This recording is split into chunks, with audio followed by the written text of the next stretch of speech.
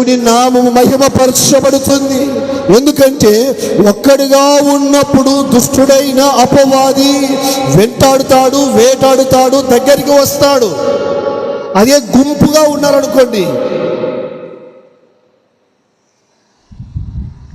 ఒకరిని కొట్టాలంటే గుంపు ఉన్నప్పుడు కొడతారా, ఒకరిగా ఉన్నప్పుడు కొడతారా? అంతే కదా. దొరికినారా ఒక్కడు గ్రౌండ్లో కానీ, వాకింగ్లో కానీ, బస్ స్టాండ్లో కానీ దొరికినారా వీడు, వెళ్దాం పదర్రా మనం గుంపుగా వెళ్ళి ఒకరిని కొట్టడానికి గుంపు వెళ్తారు, ఒకరిని కొట్టడానికి గుంపుగా వెళ్తారు.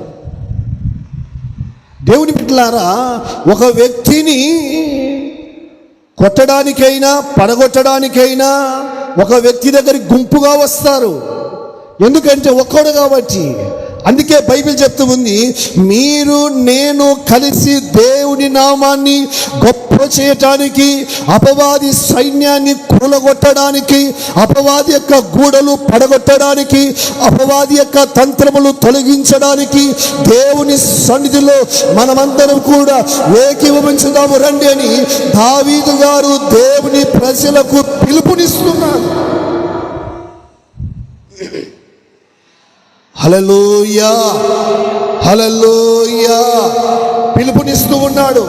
దేవుని నామము ఎప్పుడు ఘనపరచబడుతుందంటే అందరూ కలిసి ఏకీభవించినప్పుడు. హల్లెలూయా.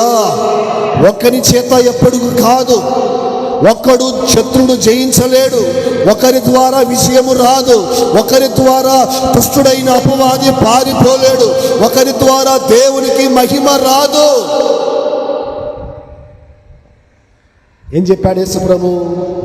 ఎక్కడ ఇద్దరు ముగ్గురు నా నామమున కూడుకొని ఏకీభవిస్తారో అక్కడ నేను ఏం చెప్పాడని ఉంటానని చెప్పాడు.